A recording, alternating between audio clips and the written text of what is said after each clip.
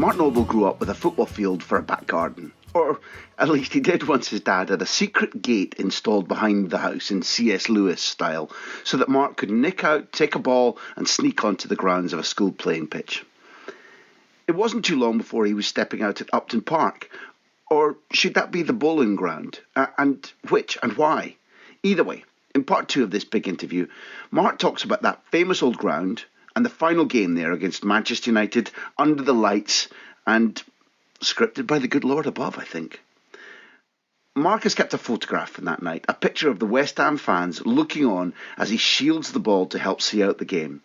He remains connected to that support, his community, and one of the things I like best about the entire big interview series is Mark talking eloquently about the social housing projects being undertaken by the Legacy Foundation, which he started alongside 2 other London boys who've done good, Bobby Zamora and Rio Ferdinand. I found that part inspirational, and I'm not ashamed to say so. Mark is an ultra good footballer, somebody who knows what the ball is for, represents the values that make you and I love football, and he's a good man too. This, in my view, has been a great big interview. You'll see. Enjoy. And Mark, keep going. And finally, we're recording another big interview live on Thursday, March 9th at the Concert Hall in Glasgow with very special guest Alex McLeish. Alex will reflect on his decorated playing and management career, Aberdeen, how his football manager-obsessed son alerted him to the talents of a teenage Leo Messi before the world knew of that man's genius, and how he'd later inquire about bringing Messi to Rangers on loan, only to be informed by Frank Rijkaard's assistant to try and secure a deal for some Andres Iniesta kid instead. Sir Alex Ferguson, Scooby's first manager at Aberdeen, will pop up in stories and there'll be an audience Q&A. To buy tickets, go to iWrite.com, that's AYEWRITE.com, and search for Graham Hunter. The link is also on a pinned tweet at GH Podcast on Twitter. See you there. It's going to be good.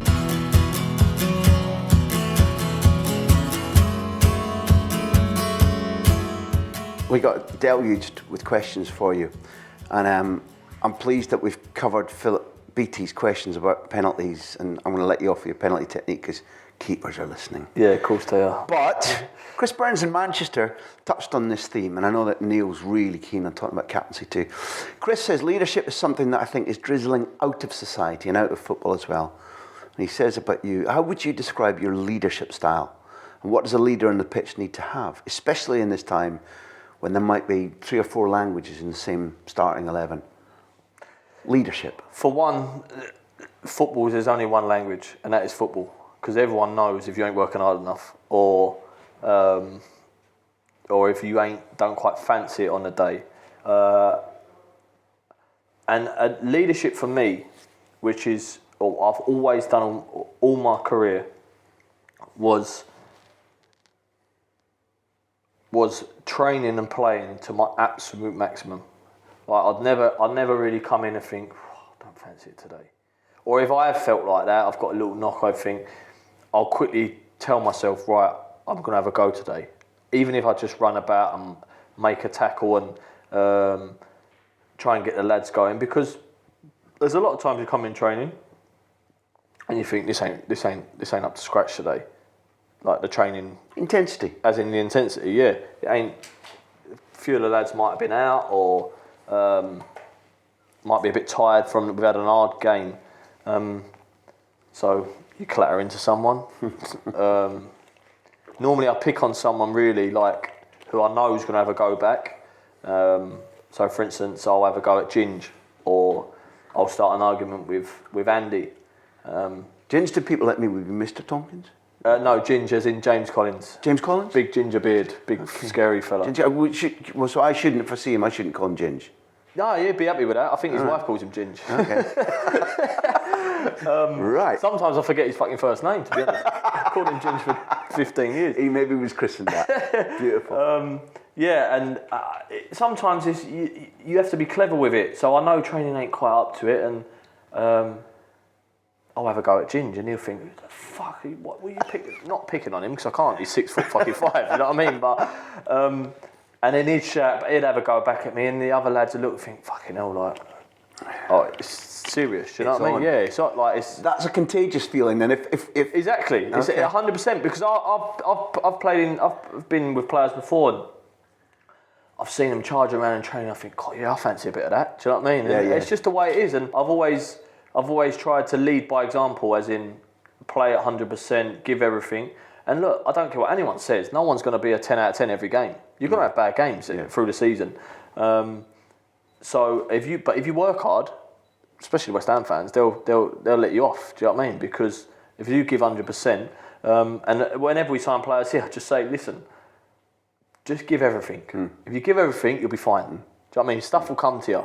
But if you don't, they'll fucking find you out quick, let me tell you. Do you talk to the players? Does it depend on each manager or how you're feeling about your own confidence? But as your captain, pre-match, on the pitch, half-time, do you think about what you say? Do you try to say less? Because sometimes players aren't taking it in. Exactly. You sort of figure out after when you play with the boys, you know, there's some characters that you couldn't shout at them. You couldn't have a go at them at half time because they'd go into a shell. You know what I mean? Or there's some that... You realise that some people listen to this. We've seen that, but won't understand that. Because they think they're dealing... Because they're on the television, they're highly paid, that they're robots. But in actual fact, they're human beings. You've got feelings. Everyone's got fucking feelings. And sometimes you can't... Well, especially me, I can't help showing them. And if I don't think someone's pulling their weight during the game, and I'll tell them during the game, or I'll tell them at half time, or... But sometimes you have to be clever because some players don't respond well to be shouted at. So what you do is you wait until the manager's saying, you go over, say, come on, guys, do you know what I mean? We need you today. But one-on-one. Yeah, one-on-one. Yeah, we need you today. You're important for us, and then I'm hoping they think, I need this. Like a little bit during this week, to be fair, with the Dimitri situation, and I've said a little bit to Manu Lanzini and players like that. I said during the week, just little reminders. You need to step up this week because we ain't going to have our best player on the pitch. You know what I mean? So you need to. And I'm certainly not taking credit for the weekend, but I see a different player in Manu the weekend for sure. The manager told us that you specifically said to Big Andy, as the ball's coming over, a little backflip, top corner, overhead kick as well. So do you know you're not talking your way out of that. I was as fucking surprised as you was, let me tell you. It was kind of good. Then I'm going to finish with another part of Chris's question. There's only 20 club captains in the Premier League. Who of the other 19 do you look up to and respect most, and why? Wayne Rooney for sure, because sometimes I wind myself so much up over things like when he gets publicly slated by the press and people that could never ever do in a million years what he's done. Do you know what I mean? I'm talking reporters and that say, he should be sub, or he's gone, his legs have gone. How they've got a right. I mean, everyone's got an opinion, of course, but to play at the level he's played at and done what he's done, the goals he scored for Manchester United and what he's been involved with is just phenomenal. Do you know what I mean? It really is. And to do it at that level and the pressure that he's played under for the last, I remember this 12, 15 years. I mean, he broke through when he was about 12, didn't he? It's just incredible, and he's the captain of one of the biggest clubs in the whole world. So the pressure he must be under, and I see players like that, and I just think in this day and age, if people can't respect and appreciate what he's done for the English game, then as a nation we're really struggling. Don't disagree at all. It's better to appreciate talent and appreciate achievements than... We just seem to love failure. Do you know if a player don't play well or he's not really on form? No player's ever going to be on form for their whole career. Confidence in football is a massive thing. Even for the most talented footballers. Even for the most talented. I mean, look at, as you say, you probably know him really well, Fernando Torres. at Liverpool, he was unplayable. Unstoppable, yeah. We played against him and it was like, if we get away from him and we're 3-0, we've had it off. He probably scored an hat-trick at the time. I think he scored a couple past us. He goes to Chelsea and he's a different player.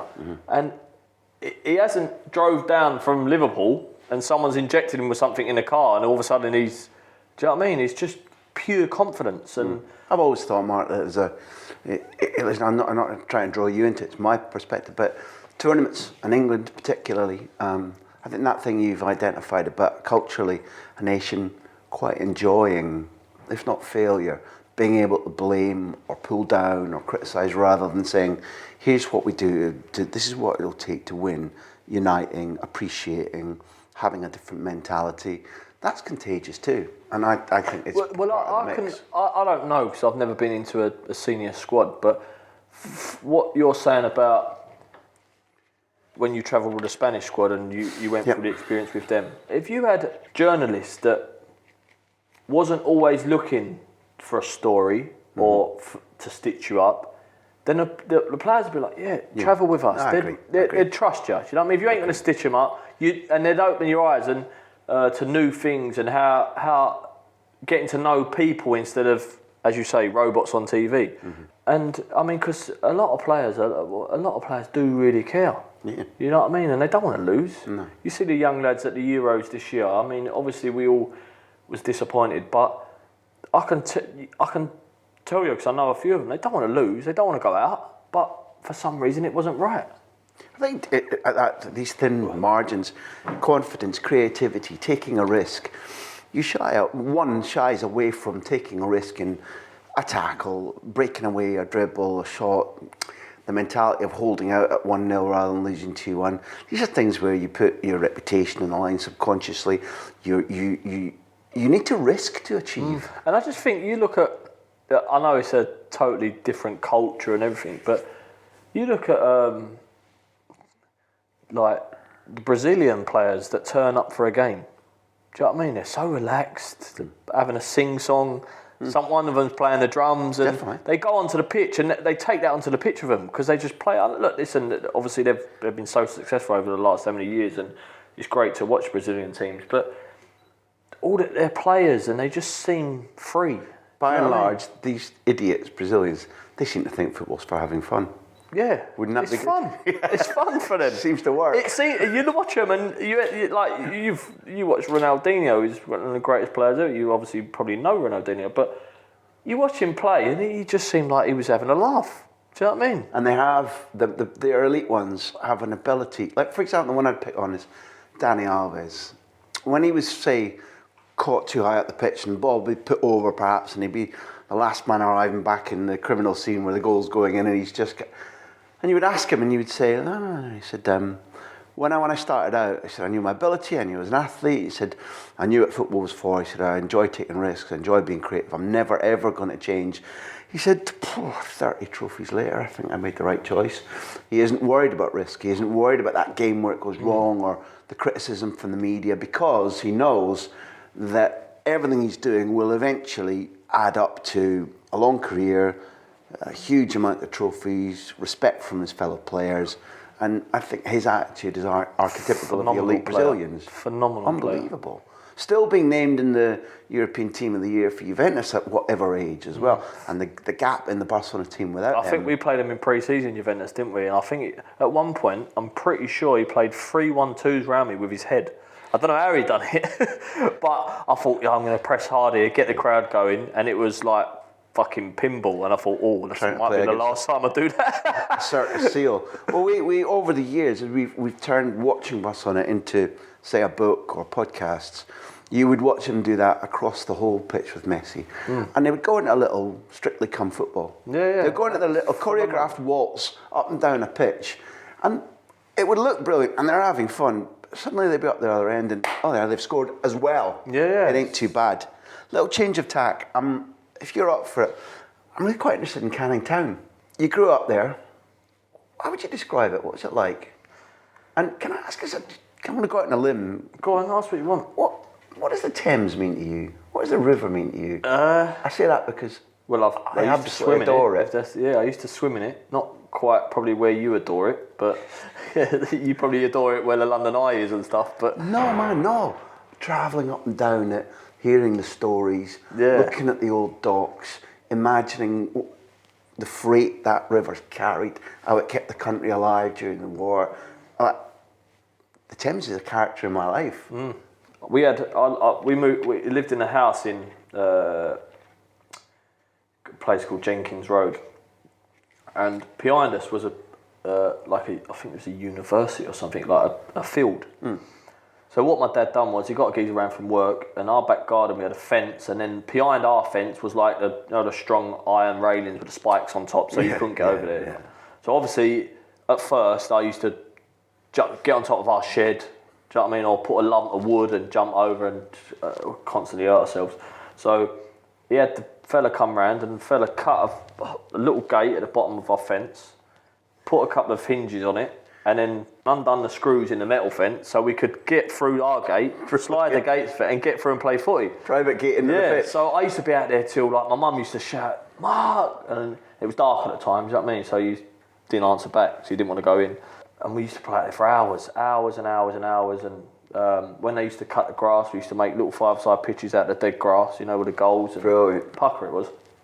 There was probably 6, 7 boys my age in that road, and you can imagine it was carnage. Do you know what I mean? There was balls going through windows, and obviously in the summer, me and one of my good mates, we used to we got this. I don't know where we got this, but I think we probably stole it. But it was a double.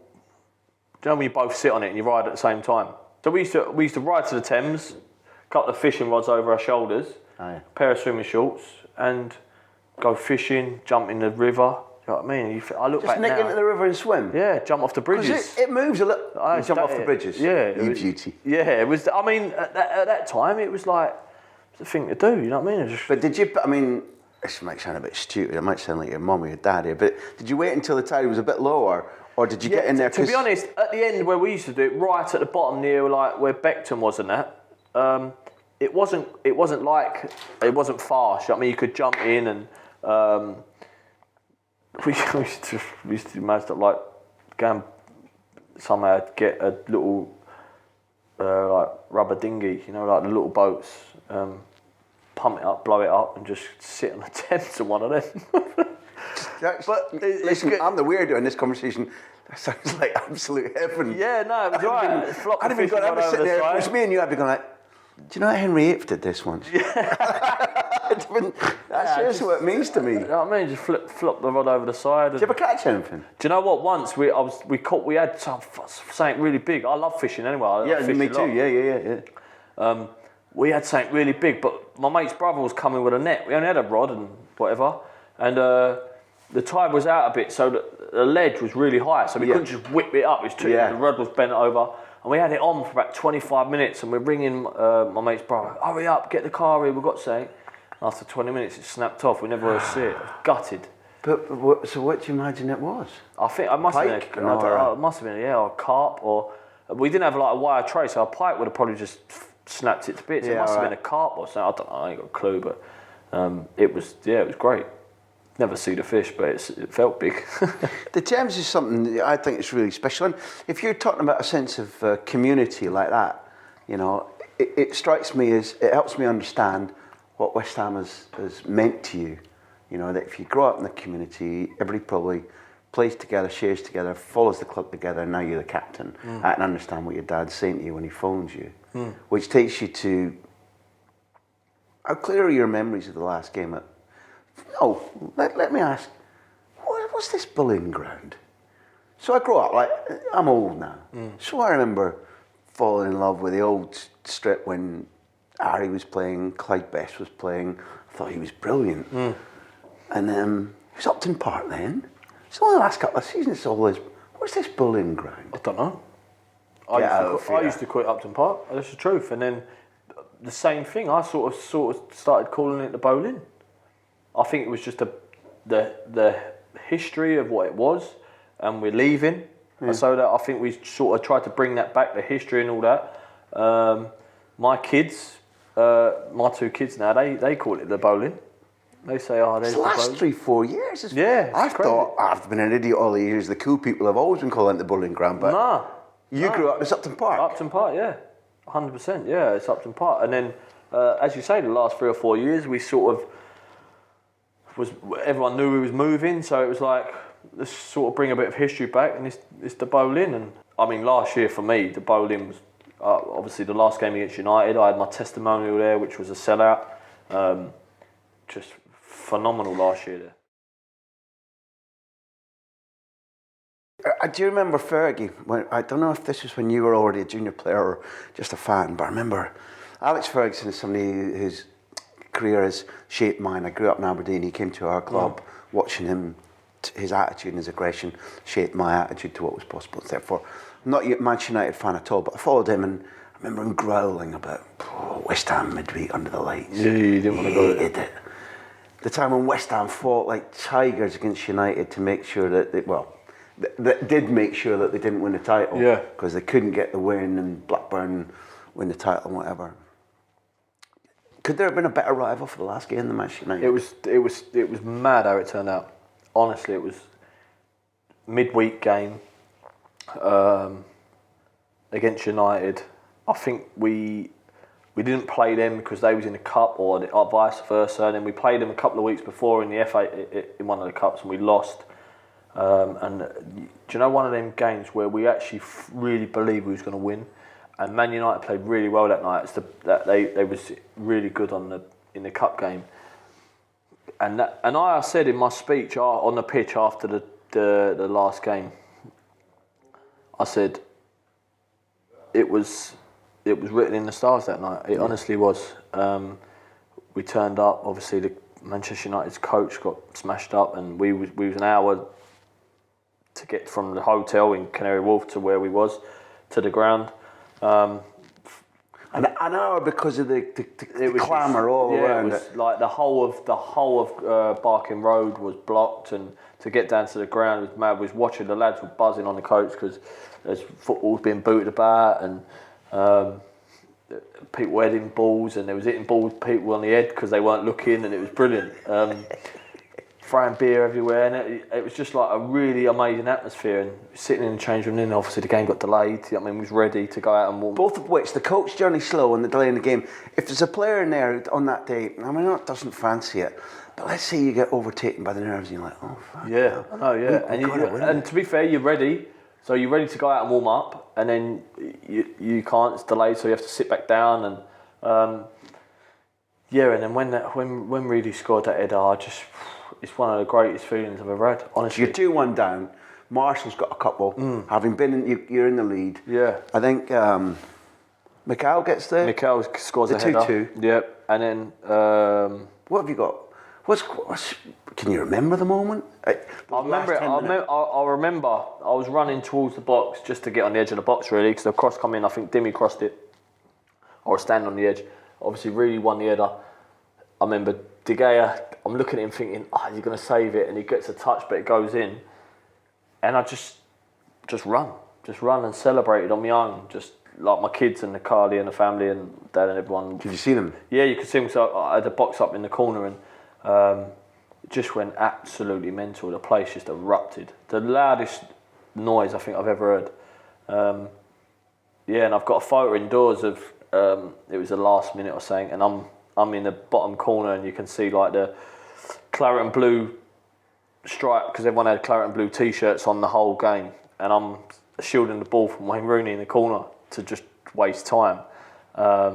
It's a unbelievable photo that you can see the whole of the Bobby Moore stand in claret and blue, and I'm shielding the ball like towards the end of the game. It's incredible. There's we did I don't know if you ever watched Frank McAvenny play. Could play a little bit. Yeah, of course. Before last season, maybe that was West Ham's best season since, I don't know, 60s. The podcast we did with him, Russell Brand had listened to and enjoyed. So he'd heard me ranting on him at Alan Devonshire, how much of a player I thought he was. I thought he was fabulous. I sent a little selfie of the three of them, and I can't remember who else as well, just grinning into the camera. And it made me think that night was like, there was a lot of distractions that night, because you're a real celebrity club. You know, there's famous people there. There was everywhere. Yeah. Backstage, they must have been everywhere, and kind of. Yeah.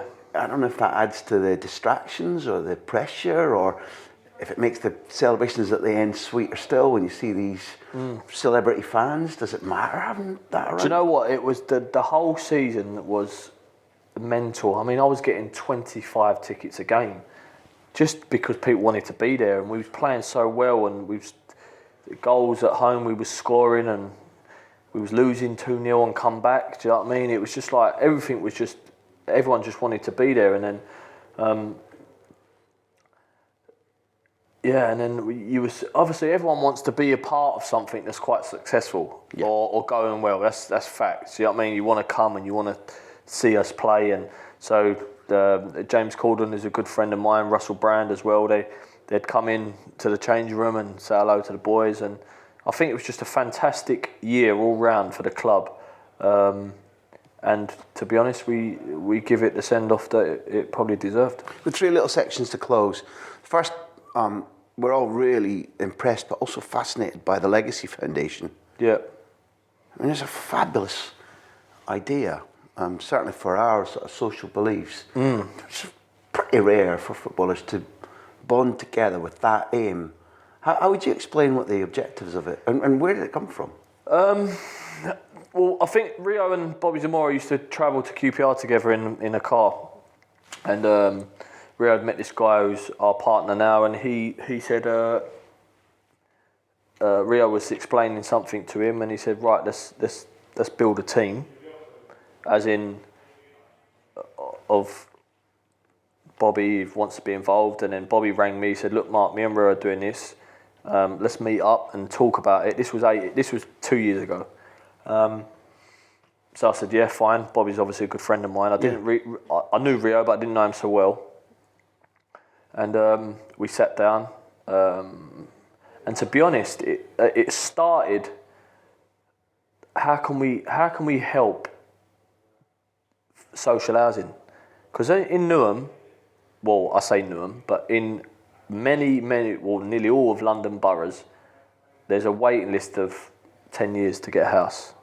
A social house. So, social housing might apply to those who deserve to have a safe, well-preserved family environment, but maybe don't have the means, the financial means to get it. Yes. So, for instance, I moved 6 or 7 times in East London when I was a kid. Bobby lived in East London. Rio was South London, as you know.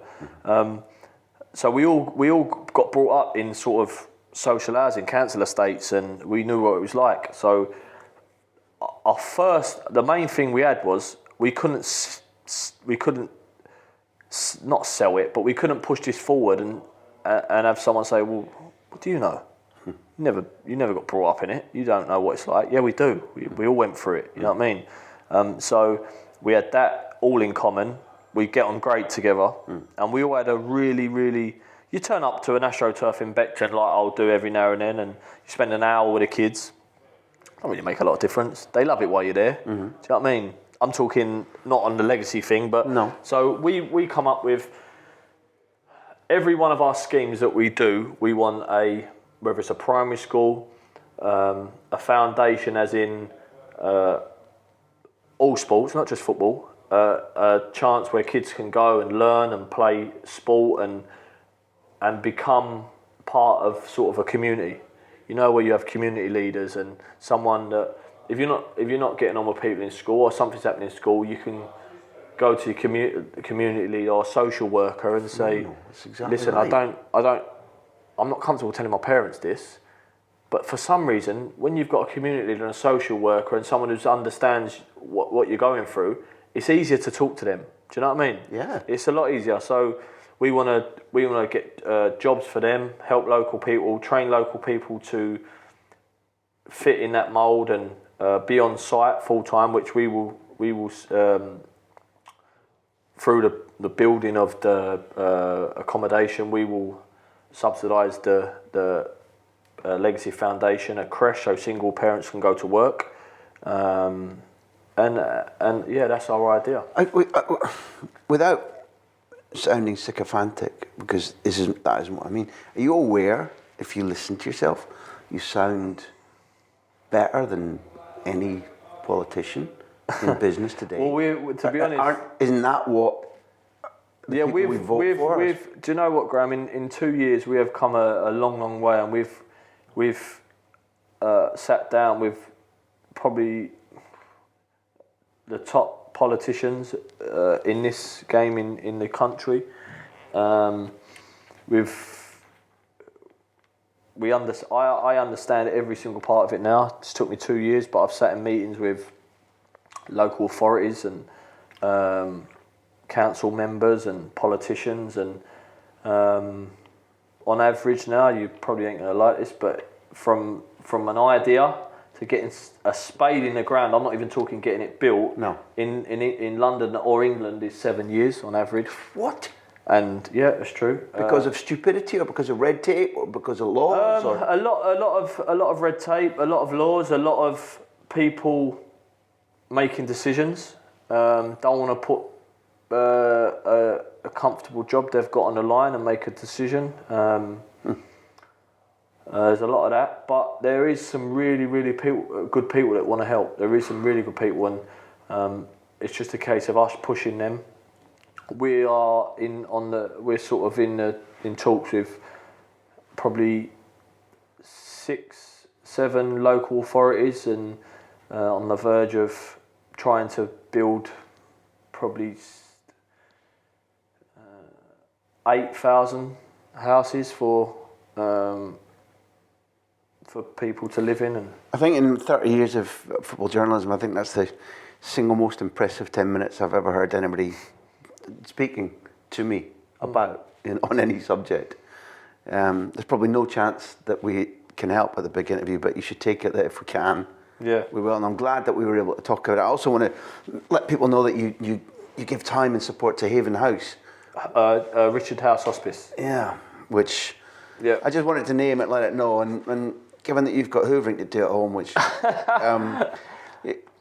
probably the most popular question was about England, which I'm not going to ask you, but people have always asked, was there a chance of you playing for Ireland? Yeah. What was the situation? And was there a temptation? My nan and granddad are full Irish. So my mum, she wasn't born in Ireland, but she's bloodline, she's full Irish. Yeah. You listen to her speak, she don't sound Irish one bit. She's as Cockney as they come. But Graham, to be honest, and you might think I'm totally off my head here, others might not, but it's totally what I think, so I don't really care. That when I played, as you say, under 15s, 16s, 17s, 18s, 19s, 21s and all that. So I knew how much it meant to me to play for England. Do you know what I mean? The 21s, I always turned up, always loved playing and all that stuff. So obviously, I've never got a senior cap, but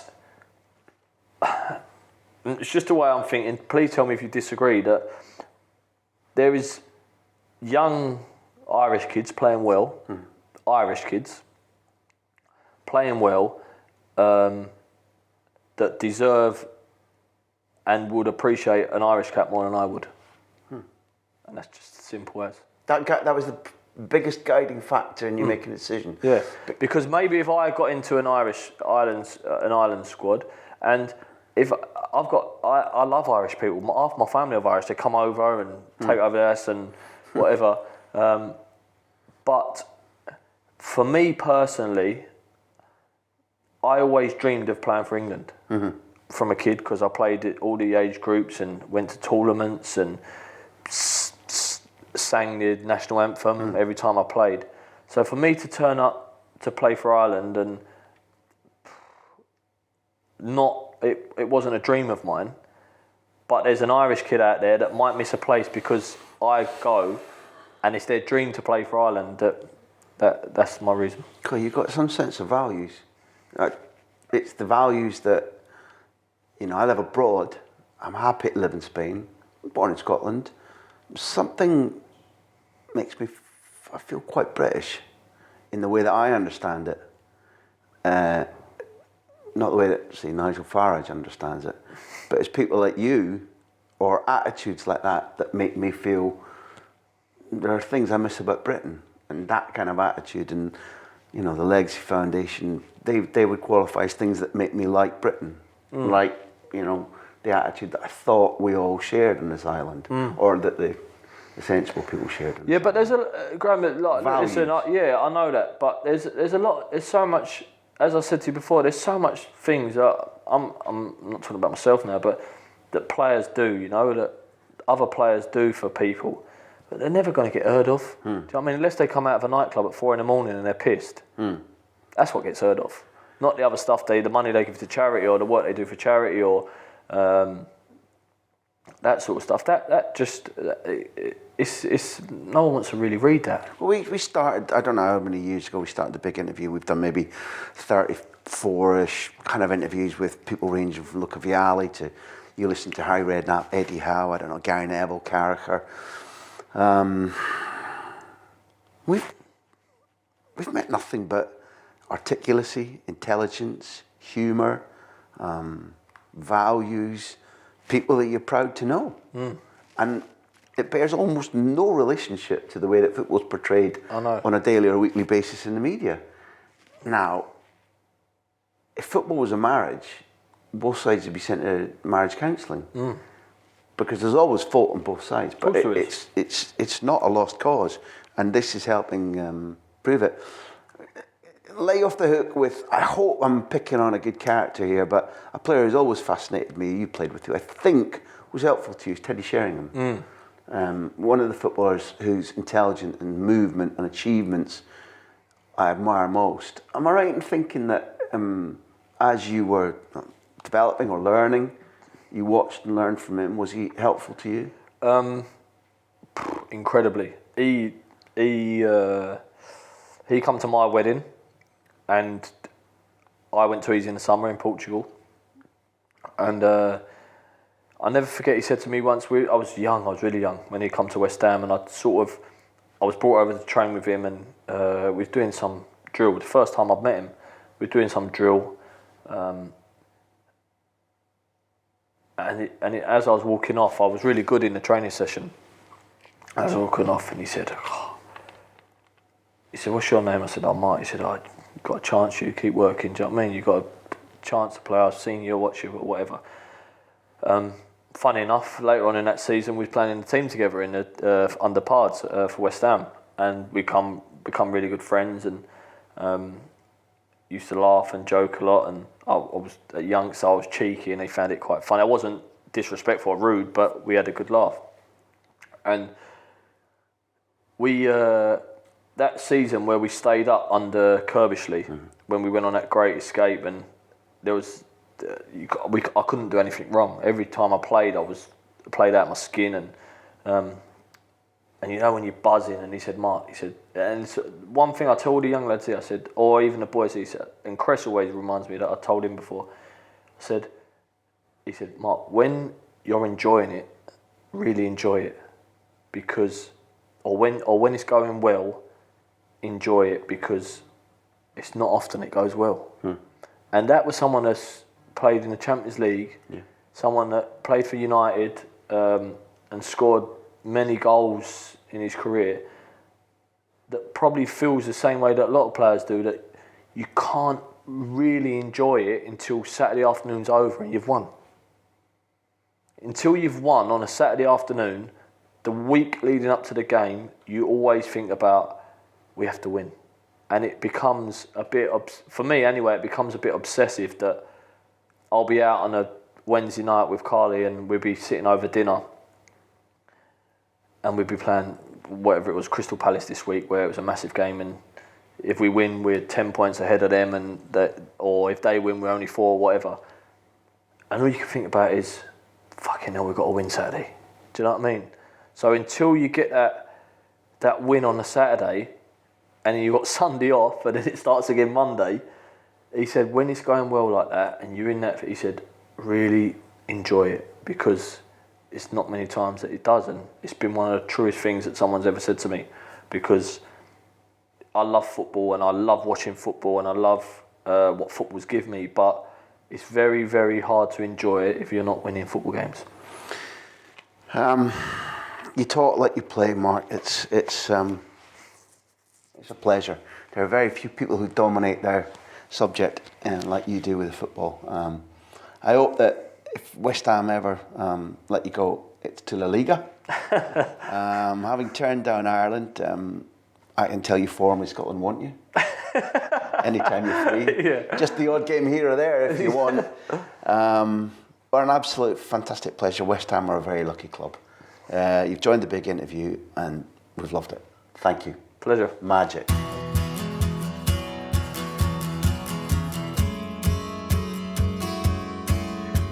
You can probably tell from my excitement that you hear every time you listen to this podcast that the big interview has been a voyage of discovery for everybody involved in it.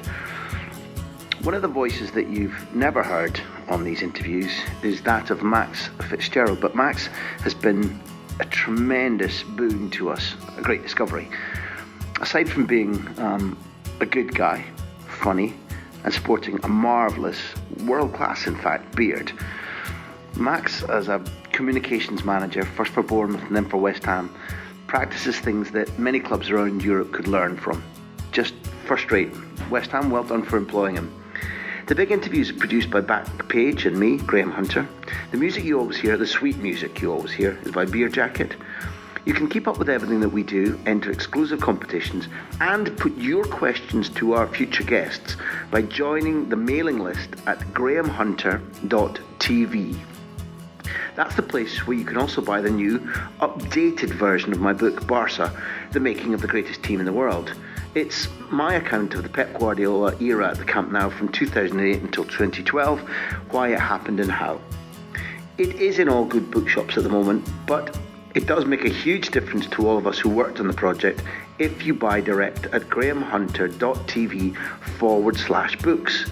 You'll then be sure to get the new edition, and you'll be helping us to continue producing independent content, free in the instance of the big interview. Thanks to all of you for listening. We need you, we love you, we do this for you. Hope it's fun.